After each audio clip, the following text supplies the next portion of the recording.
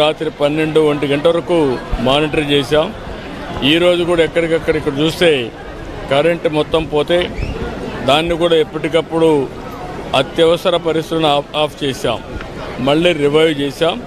4 సబ్స్టేషన్లు తప్ప అన్ని సబ్స్టేషన్లో కరెంటు కూడా ఇచ్చి 2 గంటల లోపలనే మొత్తం కరెంట్ ఇచ్చే పరిస్థితికి వస్తున్నాం. అన్నీ కూడా పర్యవేక్షిస్తున్నాను.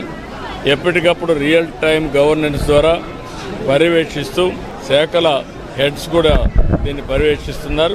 కలెక్టర్ సమర్థవంతంగా పనిచేస్తున్నారు. ఒక మాటలో చెప్పాలంటే నేను చాలా తుఫాన్లు చూశాను, చాలా సంక్షోభాలు చూశాను, కానీ ఈసారి మాత్రం జిల్లా యంత్రాంగం, అదే మరి రాష్ట్రంలో ఉండే అధికార యంత్రాంగం, ప్రజాప్రతినిధులందరూ కలిసి సమిష్టిగా పనిచేశారు. ప్రజలకు పెద్ద ఎత్తున ఉపయోగపడ్డారు. తొందరలోనే ఏవైతే ముందు ప్రిపేర్డ్నెస్ వల్ల చాలా వరకు జటిలమైన సమస్యని చాలా సమర్థవంతంగా ఎదుర్కొన్నాం. నిన్న అందుకనే రెస్క్యూ కూడా మీరు చూస్తే 2 తప్ప అక్కడెక్కడ చనిపోయే పరిస్థితి లేకుండా మనం కాపాడుకోగలిగాం. ఇప్పుడు వీళ్ళందరికీ రిలీఫ్ కానీ మనం అనుకున్న ప్రకారం ఇవ్వాల్సిన అవసరం ఉంది. అవి కూడా ఆదేశాలు ఇచ్చాను, తొందరలో పూర్తి చేస్తాను.